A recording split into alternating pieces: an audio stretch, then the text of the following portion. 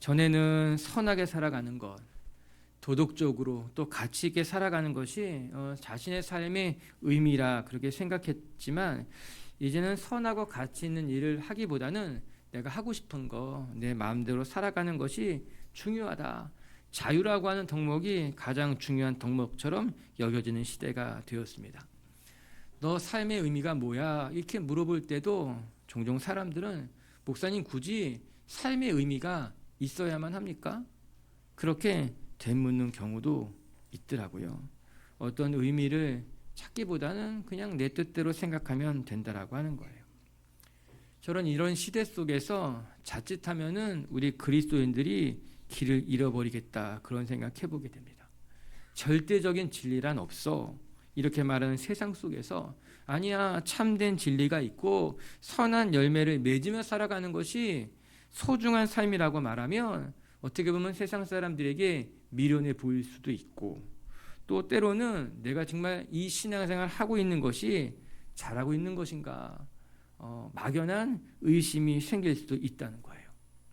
그래서 우리가 이 믿음의 길 걸어가면서 신앙생활 하면서 우리의 삶의 기준을 정하고 원칙을 정하는 것이 중요하구나 생각하게 되었습니다.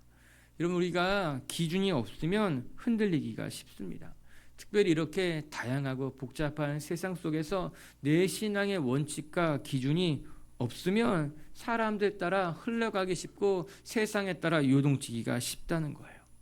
그래서 빛의 교회를 개척하면서 우리 교회도 원칙이 있어야 되겠다 생각하게 되었어요. 기준이 있어야 되겠다. 그래서 두 번째 가치를 말씀에 순종하는 교회로 세우고 말씀 붙들기로 한 것입니다. 우리 교회의 가장 중요한 가치는 예배였어요. 예배는 하나님을 만나는 시간이고 하나님과 연결되는 시간이 예배라면, 그 예배를 통해서 하나님을 만난 성도들이 가장 먼저 붙잡을 것이 무엇인가? 말씀이죠. 말씀이 우리의 기준이 되고 말씀 위에 서야 되겠다 생각하게 되었습니다. 각 교회들마다 추구하는 것이 다를 수 있습니다. 어떤 교회는 복음 전도가 가장 중요한 것이 될 수 있겠고, 또 어떤 교회는 코이노니아, 교제가 가장 힘쓸 것이라고 말하는 교회도 있습니다. 또 어떤 교회는 교회의 사명은 이 세상의 정의를 실현하는 것이 중요하다, 그렇게 말하는 교회도 있을 수 있습니다. 그 말이 다 틀렸다고 이야기하는 것은 절대로 아닙니다. 각자마다 사명이 있을 것이고 부르심이 있을 것인데, 그런데 그 사명을 이루기 위해서는 무엇보다 먼저 말씀 위에 굳건히 서야 되겠다라고 하는 거예요. 사명이 무엇이든 간에 그 사명을 이루기 위해서는 먼저 말씀을 제대로 배워야 되겠다. 또 말씀 위에 제대로 서야지만 우리 교회가 흔들리지 않는 건강한 교회가 되겠다 싶었습니다. 그래서 저는 우리 교회가 어떤 사명을 정하고 그것에 열심히 수고하기에 앞서서 먼저 빛의 교회는 말씀을 열심히 배우는 교회, 그래서 말씀 위에 제대로 서 있는 교회가 되어야 되겠다. 더 나아가 우리 빛의 교회 식구들이 말씀만 배우고 말씀 위에 서는 것만 아니라 말씀에 순종하는 교회가 되었으면 좋겠다 생각하게 된 것이에요. 사랑하는 빛의 교회 가족 여러분, 우리는 말씀이 없으면 무너지게 되어 있습니다. 왜 내 삶이 이렇게 혼란스러울 걸까? 왜 난 이렇게 끊임없이 갈등하고 고민하며 살아가는 것일까? 왜 내가 이렇게 무기력해진 것일까? 이유를 한 가지 먼저 꼽다면 말씀이 없기 때문에 무너지는 겁니다. 말씀이 내 안에 굳건히 자리 잡지 못할 때 우리는 의심하게 되고 무기력해지게 되고 넘어지게 되고 그 가운데 좌절하게 되는 것이에요. 전 우리 빛의 교회 식구들이 무엇보다도 말씀 위에 굳건히 서서 말씀으로 힘을 얻고 말씀으로 위로받고 말씀 속에 분별하며 길을 찾는 분들 되시기를 주의 이름으로 축복합니다. 호세아 선지자의 외침이 있습니다. 호세아 4장 6절에는요 이렇게 나와요. 같이 한번 읽어볼게요. 호세아서 시작. 내 백성이 지식이 없으므로 망하는도다. 내가 지식을 버렸으니 나도 너를 버려 내 제사장이 되지 못하게 할 것이요. 내가 내 하나님의 율법을 잊었으니 나도 내 자녀들을 잊어버리리라. 여기서 말하는 지식은 하나님을 아는 지식, 하나님의 말씀이라고 하는 거예요. 이스라엘 백성들이 왜 무너졌는가, 왜 망하는가? 하나님을 아는 지식이 말씀이 없기 때문에 무너지고 망하게 됐다라고 하는 것입니다. 그들 가운데 제사장들도, 그들 가운데 선지자들도, 그들 가운데 지도자들도 모든 백성들이 하나님을 아는 지식과 말씀이 없기 때문에 하나님이 버렸다, 무너졌다, 망하게 됐다라고 하는 것이에요. 맞아요. 우리가 하나님의 말씀을 제대로 깨닫지 못하면 우리의 삶이 길을 잃어버리게 됩니다. 하나님의 말씀에 굳건히 서지 않으면 우리의 삶이 무기력해지게 되어 있습니다. 우리가 하나님의 말씀을 지키지 않으면은 우리의 삶이 모래 위에 지은 집과 같이 무너질 수밖에 없다라고 하는 거예요. 처음 마음으로 되돌아가자라는 두 번째 시간, 오늘 우리가 기억하고 싶은 것은 내가 말씀에 감동하고 말씀으로 위로받고 말씀 따라 살아가고 있는가? 전에는 말씀이 힘이 되었고 전에는 말씀에 감동받았고 말씀을 읽을 때마다 눈물이 났는데 지금 여전히 여러분 말씀에 은혜 받고 있어요? 말씀에 감동이 있어요? 말씀을 볼 때마다 눈물이 나요? 아니면 그냥 말씀을 봐도 그냥 말씀이 딱딱하게 굳어있는 내 마음과는 같지 않은지 여러분 우리가 축복합니다. 우리 다시 한번 우리의 신앙을 점검해 보면서 내가 말씀에 굳건히 서고 있는지, 나는 말씀을 제대로 배우고 있는지, 말씀 따라 살아가고 있는지 점검해 가면서 이 연말에 여러분의 신앙을 점검하고 삶도 점검해 보는 시간 되시기를 주의 이름으로 축복합니다. 여러 말씀 가운데 시편 2편을 살펴보려고 합니다. 하나님의 말씀을 기준과 원칙으로 살아가는 사람들이 기억해야만 하는 말씀, 여러 가지가 있지만 시편 1편의 말씀을 보려고 합니다. 짧은 구절이지만 이 말씀을 묵상하면서 내 자신을 돌아볼 수 있을 것만 같아요. 오늘 이 시간 같이 함께 묵상해 가면서 한 사람 한 사람이 말씀 위에 굳건히 세워지고 또 말씀을 더 깊이 사랑하는 시간 되었으면 좋겠습니다. 첫 번째 우리가 기억해야 될 영적인 교훈이 무엇일까? 하나님의 말씀을 내 삶의 원칙과 기준으로 살아가는 사람들은 그보다 먼저 하나님의 말씀을 즐거워할 줄 알아야 된다는 거예요. 하나님의 말씀을 기뻐할 줄 알아야 된다. 우리 2절 말씀 같이 읽어볼게요. 시작. 오직 여호와의 율법을 즐거워하여 그의 율법을 주야로 묵상하는 도다. 복 있는 사람의 특징입니다. 1절에 복 있는 사람은, 그리고 2절에 어떻게 나옵니까?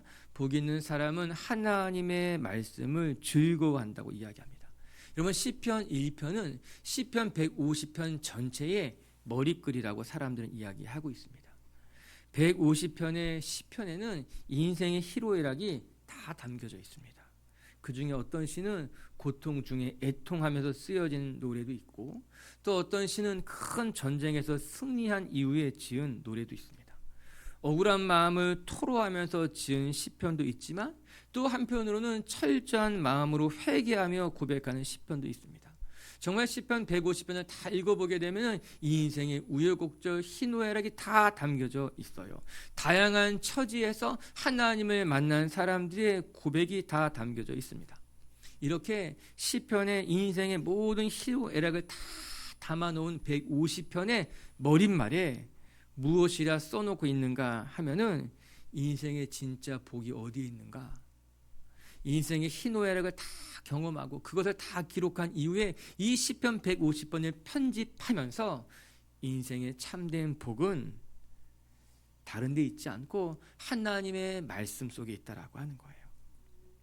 인생의 진짜 복을 받은 사람은 세상에서 성공한 사람도 아니고 또 부귀 영화를 누리는 사람들도 아니라 하나님의 율법을 깨닫고 그 말씀을 즐거워할 줄 아는 사람이 진짜 복된 사람이라고 하는 것입니다. 여러분, 하나님께서 우리에게 나타나셔서 내가 너희에게 복을 줄 텐데 무슨 복을 받고 싶으냐 묻는다면 뭐라고 하시겠습니까? 다 저마다 처지마다 형편마다 다르겠지만 저는요 여호와의 율법을 즐거워하는 것이 가장 큰 축복이니까 하나님의 말씀을 즐거워하는 삶을 살게 해주십시오. 이렇게 말하는 사람이 별로 없을 것 같아요. 내가 복을 다 줄게, 내가 원하면 부도 주고, 내가 원하면 명예도 주고, 내가 원하면 건강도 주고, 가장 큰 복이 무엇이야? 내가 너에게 줄게 말한다면 하나님의 말씀을 기뻐하는 삶을 살고 싶습니다. 저는 그것이 우리의 복인 줄로 믿습니다. 이번 성경이 이야기하고 있어요. 인생의 우여곡절을 겪은 수없이 많은 사람들이 그 인생의 희노애락을 다 고백하면서 진짜 복받은 사람이 누구인가 하면 하나님의 율법을 즐거워하는 사람, 그 말씀을 주야로 묵상하는 사람들이 누리게 되는 복이라고 하는 것입니다.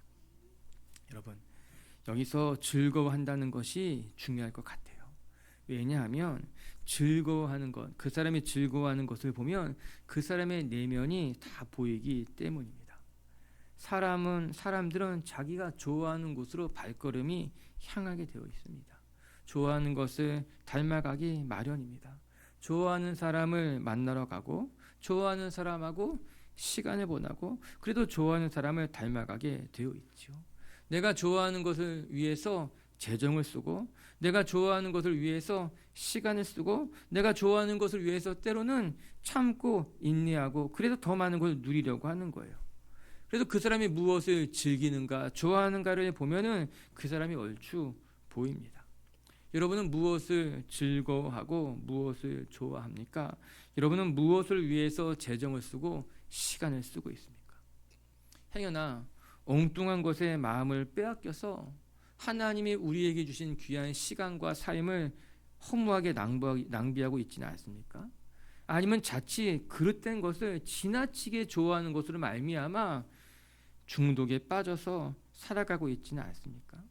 오늘 시편 기자는 우리에게 엄중하게 이야기합니다. 복 있는 사람이 어떠한 사람인지 기억하세요. 복 있는 사람은 여호와의 율법을 즐거워하여 그를 주야로 묵상하는 사람이라고 하는 것입니다.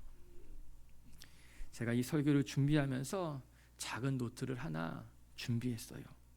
저는 늘 갖고 있는 것이 암송 노트를 하나 가지고 있습니다. 작은 카드로 만들어진 노트인데 거기에는 제가 은혜 받은 말씀 한 절, 또 내가 꼭 기억해야 되겠다고 하는 말씀 한 편, 또 내가 성도들에게 이제 전해주고 싶은 말씀 한 절씩을 이제 기록해 놓고 그것을 늘 보면서 암송하는 그런 말씀 카드를 제가 가지고 있는데 오늘 이 설교를 준비하면서 말씀 카드 새로 하나 다시 만들고 싶다. 처음부터 다시 말씀 카드를 기록하면서 암송해야 되겠다. 그 생각해서 말씀 카드 새로 하나 마련했어요. 그리고 그 말씀 카드의 제일 첫 장에 어떤 말씀을 기록했을까요? 알 수 없겠죠. 제 마음이니까. 저는 에스라 말씀을 썼어요. 에스라 7장 10절이 제가 참 좋아하는 말씀이고 우리 그 말씀 한번 같이 읽어볼게요. 에스라 7장 10절 말씀 시작. 에스라가 여호와의 율법을 연구하여 준행하며 율례와 규례를 이스라엘에게 가르치기로 결심하였었더라. 에스라가 여호와의 율법을 연구하고 준행했으며 이렇게 나옵니다. 여러분 에스라는 이미 훌륭한 학자였습니다. 하나님의 말씀에 대해서 누구보다도 아주 탁월하게 알고 있었던 학자였고 또 그 당시에 제사장이었습니다. 그럼에도 불구하고 에스라가 하나님의 말씀을 연구하기로 했다는 거예요.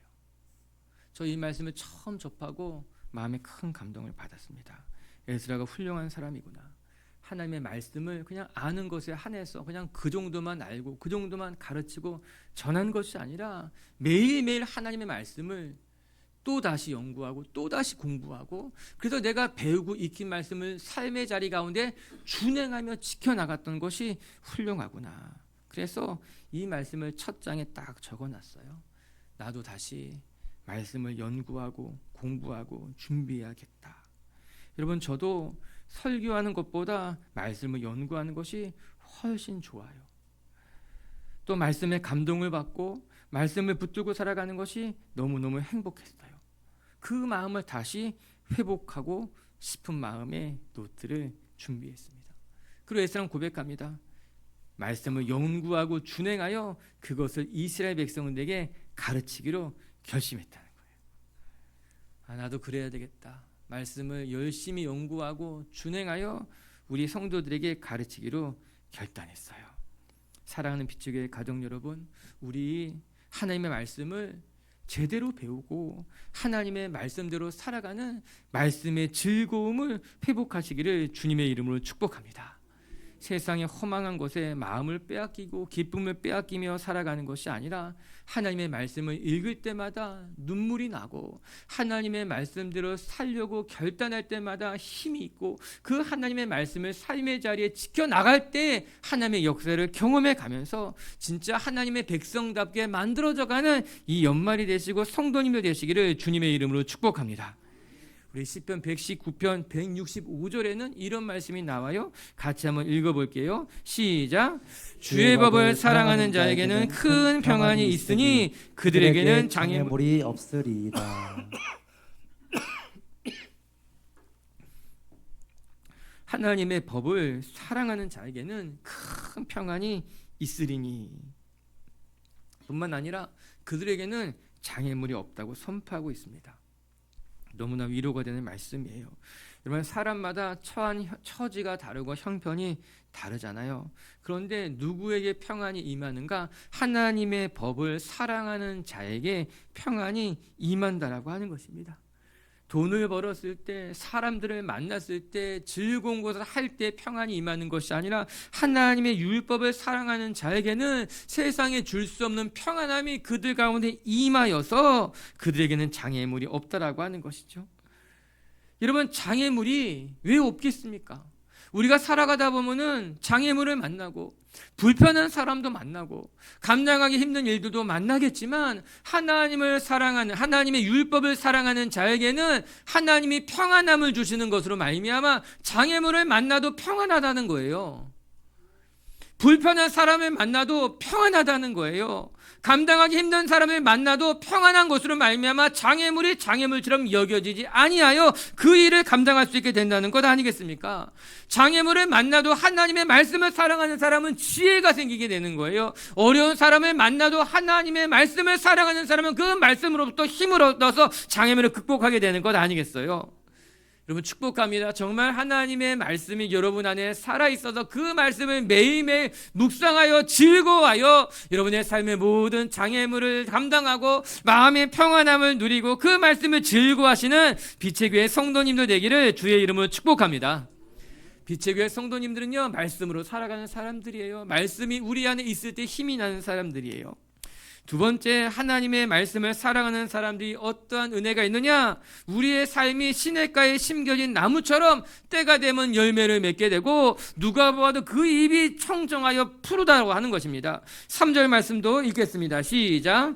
그는 시냇가에 심은 나무가 철을 따라 열매를 맺으며 그 잎사귀가 마르지 아니함 같으니 그가 하는 모든 일이 다 형통하리로다. 아멘. 복 있는 사람은, 하나님의 율법을 즐거워하는 사람은 시냇가에 심겨진 나무처럼 때가 되면 열매를 맺고 그 잎사귀가 마르지 않게 될 것이라 말씀하고 있습니다. 여러분, 때가 되면 열매가 맺는 거 여러분 축복인 줄로 믿습니다. 때가 됐는데 열매가 맺지 않아요. 시간이 흘렀는데 여전히 힘들고 어렵다라고 하는 거예요. 오늘 말씀 놀라운 축복입니다. 하나님의 율법을 즐거워하여 그것을 주야로 묵상하는 사람은 때가 되면 열매가 맺혀지게 된다는 거죠. 저는 우리 사랑하는 빛의 교회 가족들이 말씀 위에 굳건히 서서 우리의 삶이 달라지는 것을 경험할 수 있었으면 좋겠습니다. 하나님의 말씀을 붙들고 살아가면요, 하나님이 말씀을 통해 우리에게 역사하시게 됩니다. 오늘 시편이 그렇게 이야기하고 있는 것 아니겠습니까? 하나님의 말씀을 즐거워하여 주야로 그것을 묵상하게 되면은 너의 삶에 변화가 일어나는 거야. 너희가 지금까지 달라지지 않았고 지금까지 어려운 삶을 살아도 하나님의 말씀을 주야로 묵상하게 되면은 너의 삶이 달라져. 어떻게 달라지는가? 때가 되면 열매가 맺는 삶이 될 거야. 너의 입이 푸르러서 마르지 않게 될 거야. 이야기하고 있어요. 제가 여리고 성을 처음 방문했을 때 너무나 인상적이었어요. 너무 충격적이었어요. 그 지역은 다 이제 성지 순례하는 그 지역에는 다 중동 지역처럼 물이 많지 않고 메마르고 덥고 뭐 건조한 그런 지역이었는데 이 여리고 도시에 딱 이르러 가게 되자 전혀 다른 분위기가 딱 나타나게 된 거예요. 그냥 그 전까지는 다 메마른 광야와 같은데 이 여리고 성에 가까이 가게 되자 아주 높이 솟은 야자나무가 눈에 먼저 딱 띄게 됐어요. 야자나무가 한두 그루 있는 것이 아니라 군락을 이루듯이 그냥 야자나무 숲이 쫙 펼쳐진 것을 보면서 대단하다 생각했습니다. 가이드 하시는 목사님에게 물어봤어요. 목사님, 여기가 완전히 다른 동네 같습니다. 이렇게 이야기하니까는 이곳이 여리고입니다. 여리고는 다른 말로 하면 종려나무 성읍이라고 부르는 거예요. 이런 종려나무가 야자수 나무인 것 아니겠어요? 이 여리고는요, 다른 지역과는 달리 오래전부터 오아시스가 있어서 물이 넉넉한 곳이었어요. 그래서 이 종려나무가 무성히 자랄 뿐만 아니라 일찍부터 도시가 형성된 곳이 여리고라고 말씀하고 계시더라고요. 그러면서 이 가이드 하시는 목사님의 이야기가 광야에는 물이 없어서 사람이 살기 힘들지만 그러나 물이 있는 곳에는 어김없이 사람들이 살 수 있다는 거예요. 물이 있는 곳을 중심으로 마을이 만들어지게 되고 도시가 만들어지게 된다는 거죠. 그래서 광야에는 물이 있는가 없는가가 관건이라고 말씀하시더라고요. 물이 없으면 척박해서 사람이 생명이 살 수 없지만 물이 조금이라도 있으면 그것이 생명의 근원이 돼서 사람이 살 수 있게 된다는 겁니다. 그리고 이야기하셨어요. 우리에게는 예수 그리스도가 생수와 같은 분이라고 이야기해 주시더라고요. 광야 같은 인생이라 할지라도 예수님만 있으면 살 수 있어요. 저 그 설명이 매우 인상적이었어요. 아, 그렇지. 우리의 삶의 생수 대신 예수님만 있으면 삶이 달라진다는 겁니다. 그 예수님 때문에 변한다는 거예요. 오늘 말씀으로 되돌아오면 시냇가에 심겨진 나무는 그 뿌리를 물가로 깊이 뻗는 것으로 말미암아 때가 되면 열매를 맺고 그 잎이 푸르게 살아갈 수 있게 되는 것이에요. 빈 껍데기로 살아가는 인생이 아니라 말씀을 붙들고 말씀을 즐거워하는 사람에게는 풍성한 열매가 맺혀지게 된다는 거죠. 여러분, 인풋과 아웃풋이 인과관계가 조금은 달라요. 그래서 하나님의 능력이라고 말하기도 하고 하나님의 약속이라고 말하기도 합니다. 콩 심은데 콩이 나고 팥 심은데 팥이 나는데 성경 우리에게 하나님의 말씀을 묵상하면 그 삶의 자리가 다 형통해진다라고 합니다. 하나님의 말씀을 주야로 묵상하는 자에게는 형통함이 있게 된다라고 하는 거예요. 여러분, 이 말씀이 하나님의 말씀이 요술방망이와 같은 거야 그렇게 말하는 것이 아닙니다. 이 말씀은 하나님의 말씀을 묵상하는 삶이 우리에게 주는 유익에 대해서 이야기하고 있는 겁니다. 우리가 하나님의 말씀을 묵상하며 살아가는 그 사람에게는 그 말씀을 묵상하는 삶이 주는 유익이 있고 하나님이 베푸시는 은혜가 있다라고 하는 것이죠. 여러분, 집을 지을 때도 기초를 잘 다지면 든든한 집을 지을 수 있습니다.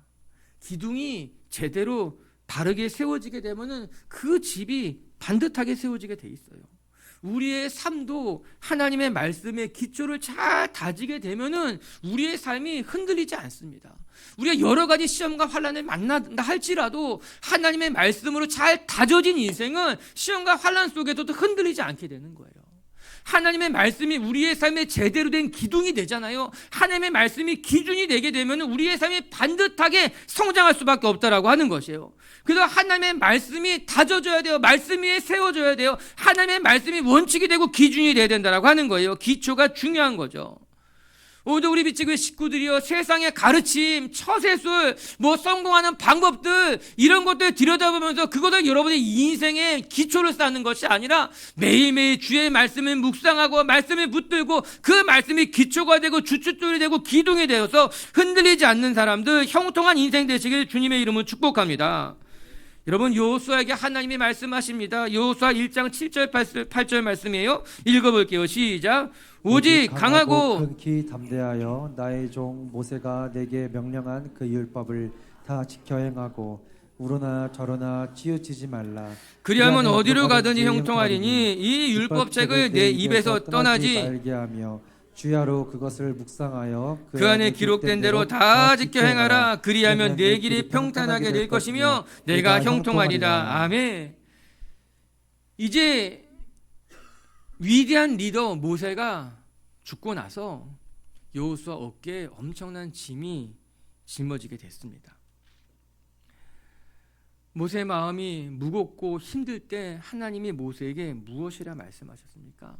단 한 가지 말씀하셨습니다. 다른 것 생각하지 않고 하나님의 말씀을, 율법을 주야로 묵상하고 그것을 지켜 행하면 된다는 거예요. 여러분, 한 나라의 정권이 바뀌면 인수인계할 것이 어마어마하게 많습니다. 우리나라만 해도 인수위원회가 새로 꾸려져서 각 분야마다 무엇을 어떻게 해야 될지 다 정돈해야 되는 거잖아요.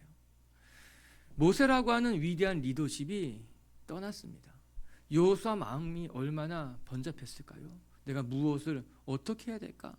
어떻게 해야지 이 많은 사람들을 약속의 땅까지 이끌어갈 수 있을까? 그 복잡했던 여호수아에게 하나님은 한마디 하신 거예요. 여호수아야, 다른 거 생각하지 말고 하나님의 율법만 주야로 묵상하면 거기에 지혜가 있고 길이 있고 내 마음이 담대해질 것이고 그 말씀 따라 행하면 좌로나 우로나 치우치지 않고 형통하게 될 것이야 말씀하고 있는 것 아니겠습니까? 전 이것이 신앙인의 삶의 원리라고 생각합니다. 여러분, 복잡한 거 없습니다. 복잡한 거 전혀 없습니다.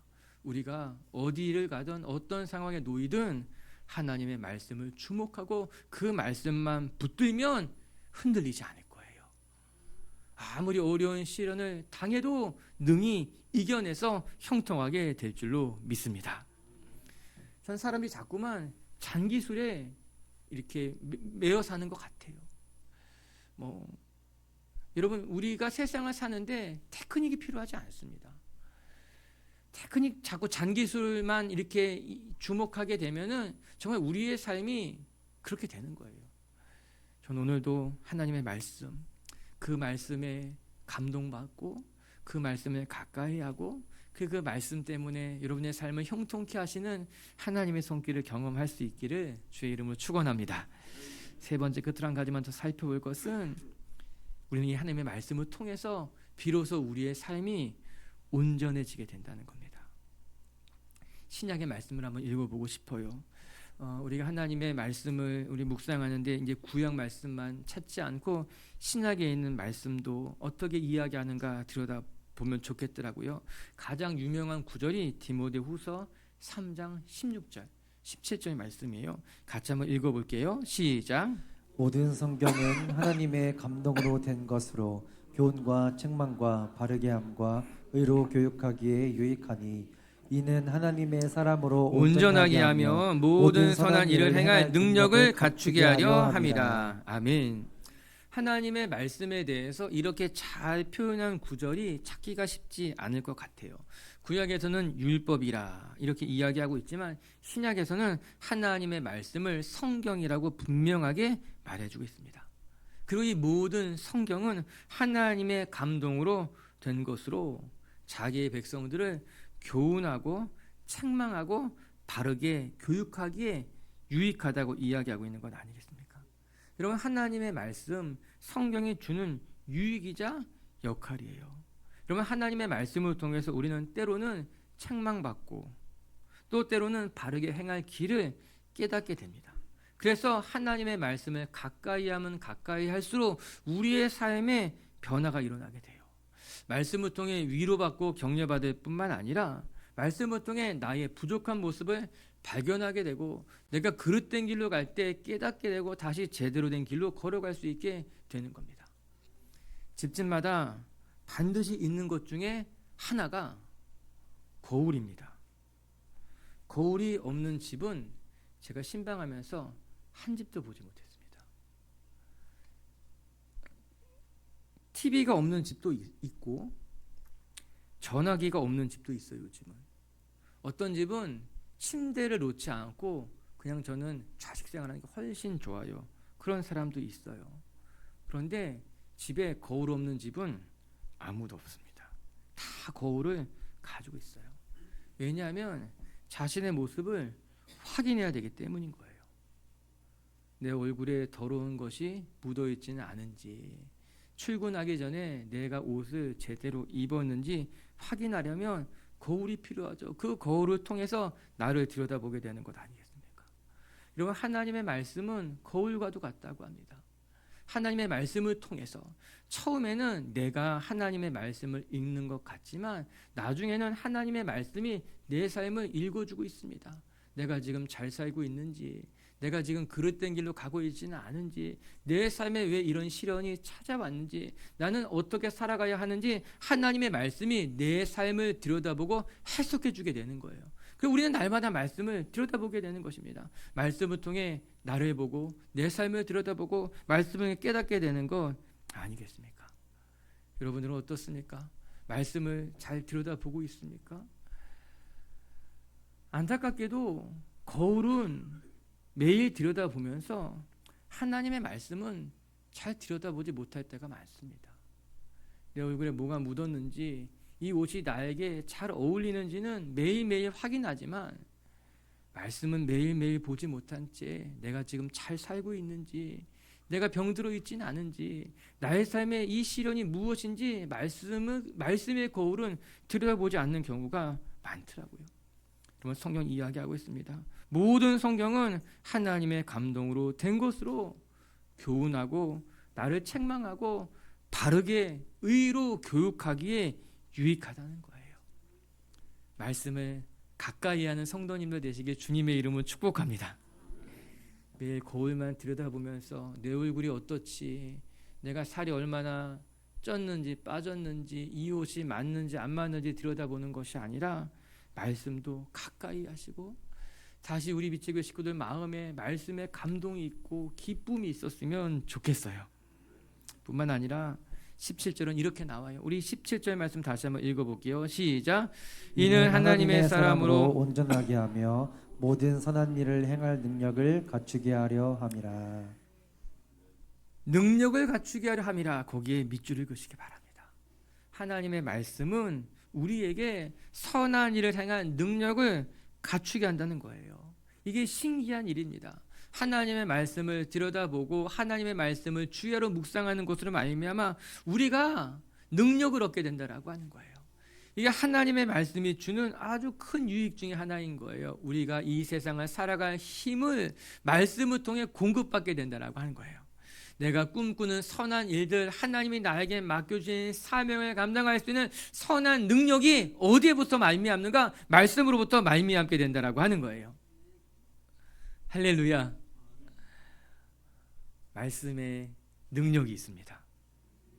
그 말씀의 능력을 우리 모두 다 경험해 가면서 말씀으로 무장하시고 말씀의 능력으로 맡겨진 삶의 자리를 승리하는 성도님들이 되시기를 주님의 이름으로 축복합니다.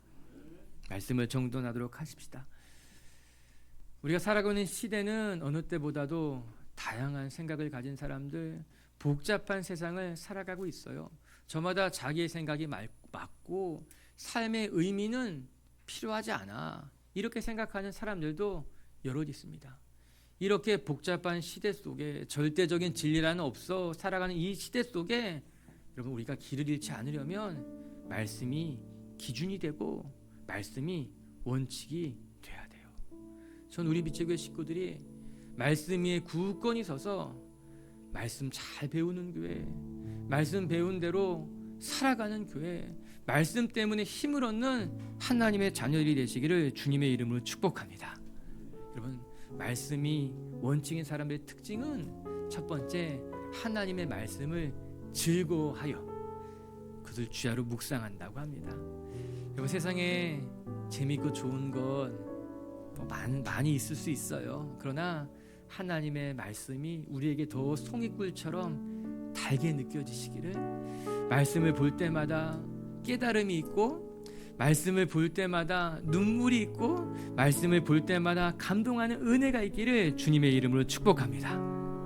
두 번째, 이 하나님의 말씀에 사로잡힌 사람들은 때가 되면 열매를 맺게 되고 하나님이 주시는 능력으로 살아가게 된다라고 하는 겁니다. 오늘도 여러분들, 말씀이 우리에게 지혜가 될 겁니다. 말씀이 우리에게 능력이 될 것입니다. 말씀 따라 살아가면 열매가 맺히게 될 겁니다. 그것을 경험하는 성도님들 되시기를 주님의 이름으로 축복합니다. 끝으로 하나님의 말씀이 우리의 삶의 거울이시라, 우리를 교훈하고 책망하고 바르게 하고 오늘 늘 말씀을 들여다보며 내 삶을 점검할 수 있는 성도님들 되시기를 주님의 이름으로 축복합니다.